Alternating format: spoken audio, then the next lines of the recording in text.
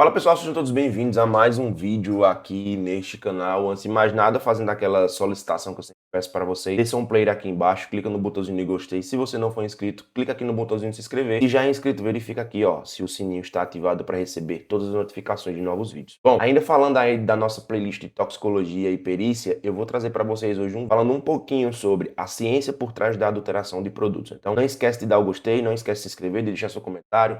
Agradeço muito se você deixar ela aqui embaixo. Vamos nessa, que a aula tá muito legal. Vamos lá? Bom, é o seguinte. Primeiro, a gente precisa entender que a adulteração de produtos, ela é um crime, tá bom? Então, a fraude que acontece relacionada a produtos, tanto alimentícios quanto, obviamente, produtos farmacêuticos, são crimes. E essas adulterações, elas vão ser ligadas a uma série de processos que nós vamos discutir logo adiante, tá bom? Então, vamos nessa. A primeira coisa que você precisa entender é o que é a adulteração. Então, vamos lá. Adulterar significa substituir deliberadamente, adicionar, falsificar, ingredientes ou até mesmo embalagens. Então, por que eu estou falando isso? Porque é muito importante que você compreenda assim. Existem vários tipos de adulteração. Então, essa adulteração ela pode acontecer porque você removeu um determinado item que é importante para aquele produto, porque você ocultou, porque você diluiu. Então, por exemplo, uma condição de adulteração muito antiga que você deve conhecer, que você já viu alguma vez, é quando o pessoal adicionava, por exemplo, água no leite, para o leite poder render mais. Ali é uma adulteração, tá? Adulteração por quê, professor? Porque ali naquela condição está acontecendo uma diluição. E aí, essa adulteração, normalmente, ela vem adicionada a uma necessidade de aumento de lucratividade, aumento de lucro. Normalmente isso acontece em produtos que são distribuídos com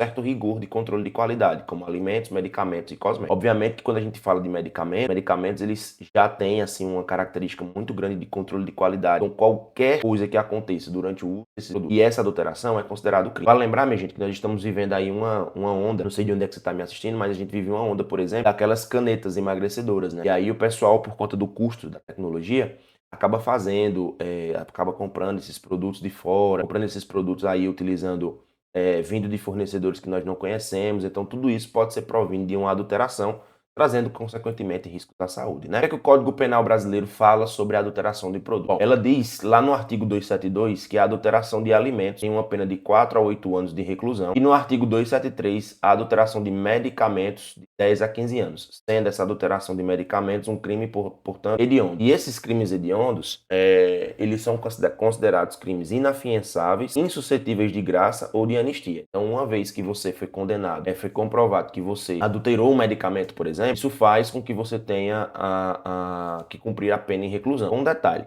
A adulteração de medicamentos, ela é bem maior, a pena é bem maior do que a adulteração de alimentos por conta do controle de qualidade, né? Então, obviamente, medicamentos eles vão trazer muito mais risco à saúde quando eles não são, fabricados, né? Quando eles não são distribuídos da maneira correta. Então, é importante que você saiba disso. Bom, vamos agora explanar um pouquinho sobre a adulteração de medicamentos. Então, a falsificação de medicamentos é um problema criminal de dimensões internacionais, mais pronunciado em países com regulamentação fraca. O que é que isso quer dizer? Muitas vezes, o medicamento ele vem importado de um país e a regulamentação interna desse país para medicamentos é mais branda, é mais frouxa. E aí, o que é que o pessoal faz? O pessoal faz a importação desses produtos de maneira incorreta, né, de maneira indiscriminada, de maneira que esses produtos chegam em outros países e ao chegar em outros países acaba tendo, né, a entrega desses produtos, a venda desses produtos. Mas é válido lembrar que, por exemplo, no caso do Brasil, isso é crime, beleza? Professor, eu posso denunciar isso à polícia, posso denunciar isso na vigilância sanitária, sim. Inclusive, a vigilância sanitária brasileira, vocês devem estar vendo aí pelos noticiários, né? Ela está tendo um trabalho muito grande, muito intenso, né? E averiguação, especialmente dessas canetas emagrecedoras. Então, toda vez que você fala sobre esses produtos ou discute sobre esses produtos, é importante que você entenda que a importação dele, comercialização dele, transporte deles até o país é considerado sim crime, tá bom? Então é importante que você lembre desse detalhe. Por que eu tenho que lembrar desse detalhe, professor? Porque muitos produtos falsificados, eles acabam entrando no país. Você pode ver, por exemplo, tem uma onda muito grande de perfumes falsificados. O pessoal importa esses perfumes falsificados, normalmente perfumes que são considerados de alto custo, né? Perfume de marcas muito conhecidas. E aí chega no Brasil, eles fazem uma caixa muito bonita, fazem toda a embalagem muito parecida com o que é o produto original,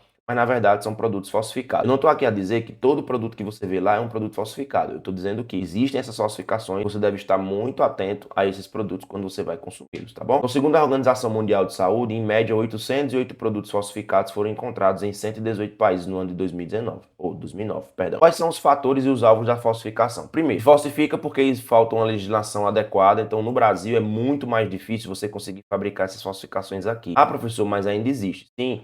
É bom que você lembre que nós somos um país de dimensão continental. Então, assim, é muito mais complicado a gente chegar em todos os alvos de falsificação no país. Mas nós temos uma legislação específica. A partir do momento que essa legislação ela funciona, a partir do momento que essa legislação existe, a partir do momento que o judiciário conhece essa legislação, a gente vai ter aí penas muito mais adequadas, né, mais corretas, no caso dessas falsificações aí relacionadas a medicamentos, tá? Fiscalização deficiente, comércio pela internet, né, que agora a gente já tem normas muito mais, que eu posso dizer, muito mais firmes, graças à LGPD. Alta demanda versus baixa oferta. Então, muitas vezes, o que é que acaba acontecendo? Vamos aqui trazer o exemplo das canetas emagrecedoras, né, Mondiaro, Zepartida e tudo mais. O que é que acaba acontecendo?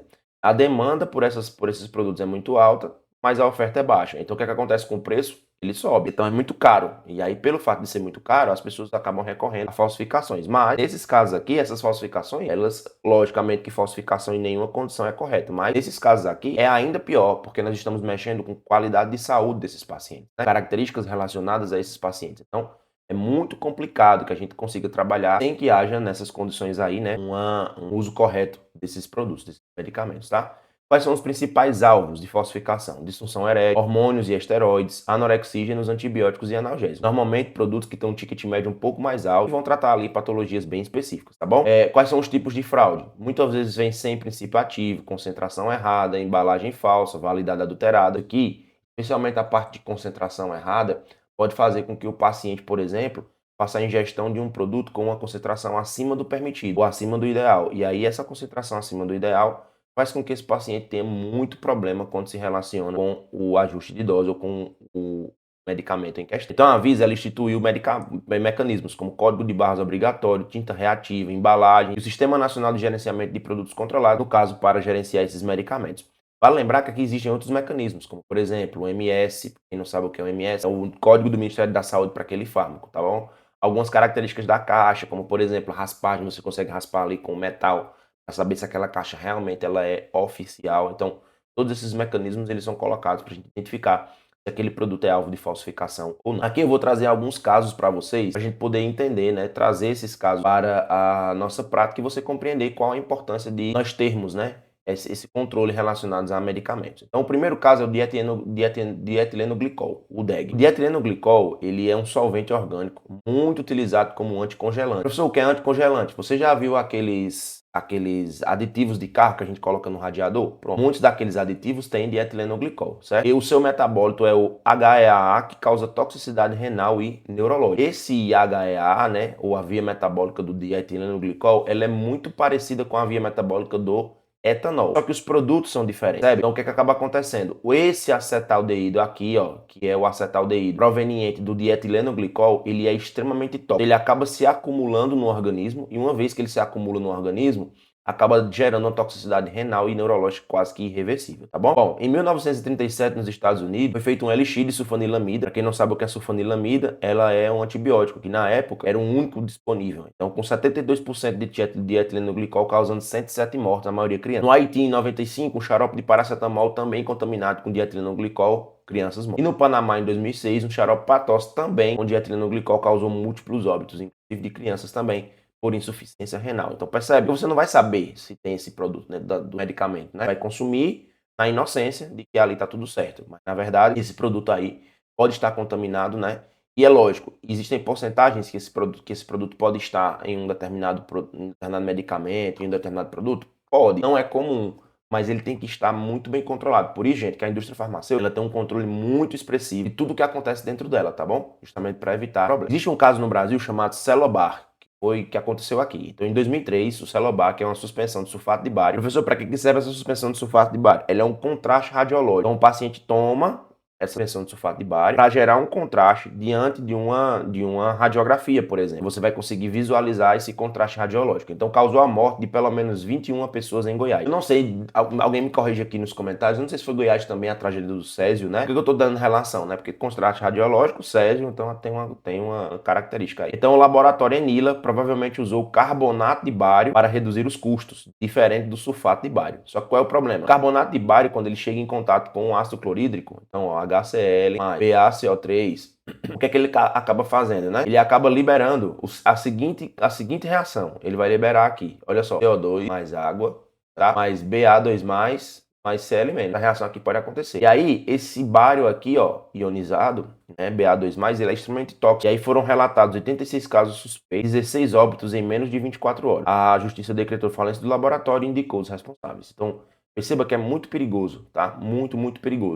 Muito provavelmente queriam reduzir os custos, mas essa redução de custo acabou trazendo danos irreversíveis aos pacientes. Bom, no caso de alimentos, adulteração em alimentos. Então, desde o século XVII, os governos eles tentam controlar fraudes alimentares, né? A OMS identifica cerca de 200 casos anuais de fraude em grande escala. A motivação, na maioria das vezes, como a gente sabe, é quase sempre econômica. Bom, quais são os principais alimentos adulterados? O primeiro deles, sucos de fruta. Adição de açúcar acima do normal, água ou até mesmo diluindo. Segundo produto, mel, adição de açúcar. Lembrando a vocês que o mel é um produto que deve vir, né, apenas com açúcar do próprio favo.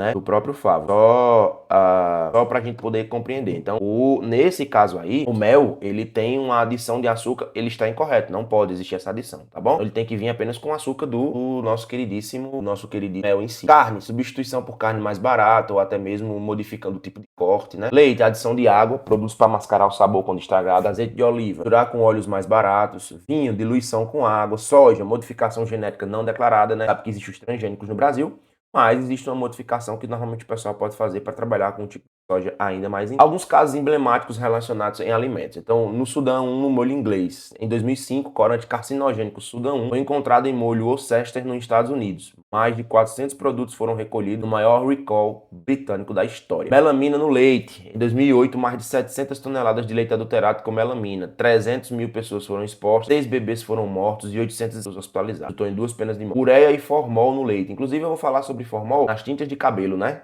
O pessoal fala muito sobre isso. Em 2014, 300 mil litros de leite adulterados foram com formaldeído e ureia foram comercializados no Brasil. O formol mascarava más condições higiênico-sanitárias. Por exemplo, coletava lá o leite com mastite das vacas, né? Vinha cheio de bactérias e tudo mais, e aí você adicionava formol para mascarar essa característica de cheiro e de degradação. No Brasil, também pode ser usado, o pessoal usa muito, né? Soda cáustica, NaOH, adicionada do leite para corrigir a acidez e mascarar a adição de água. Embora em baixa concentração, o produto poderia conter contagem microbiana fora do padrão. Além do peróxido de hidrogênio. Quem não sabe o que é o peróxido de hidrogênio, é a nossa queridíssima água oxigenada, usado como bactericida para elevar a durabilidade do leite, simulando más condições de conservação. Então, soluções acima de 10% podem ser corrosivas para as... Então, veja, muitos desses produtos, eles podem até ser utilizados, mas eles precisam ser feitos em concentrações bem definidas, tá bom?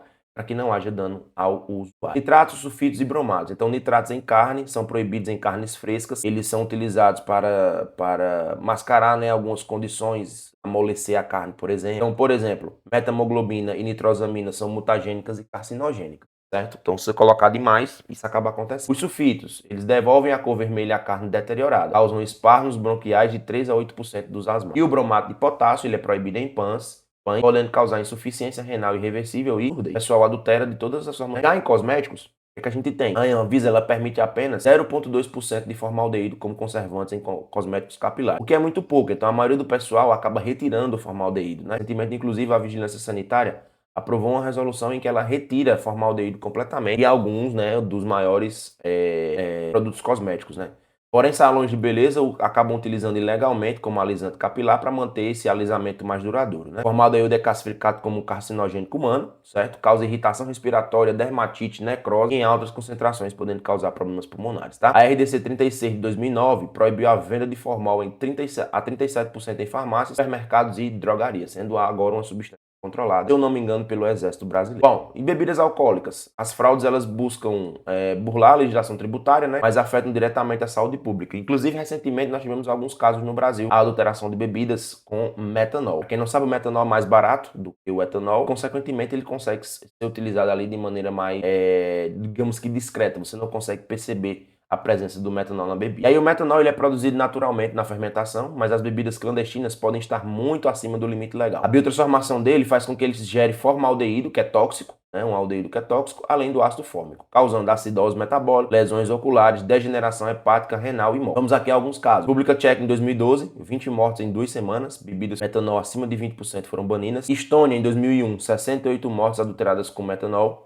Certo? E no Brasil, intoxicação agudas e mortes por cachaça contaminada. Certo? O tratamento inclui etanol ou etanol farmacêutico, né, de grau farmacêutico, ou famepizol, ambos inibidores da álcool. Certo? Em 1985, teve o uso de dietilenoglicol, aquele que nós já falamos no começo da aula, lá no vinho austríaco, né? Então o escândalo foi descoberto na Alemanha, onde os vinhos locais eram misturados aos austríacos. Apesar de nenhuma morte direta, os vinhos foram retirados das prateleiras com multas severas e prisões na Áustria e Alemanha. Professor, e também o pessoal adultera outras coisas, fitoterápicos e suplementos alimentares, né? Por exemplo, produtos vendidos 100% naturais frequentemente têm princípios ativos não declarados. Como, por exemplo, anorexígenos, são adulterantes comuns em fitoterápicos para emagrecimento. Inclusive, infelizmente, algumas farmácias acabam podendo fazer isso, tá? Então, tenha muito cuidado, sou farmacêutico, tenha muito cuidado com a farmácia que você manipula.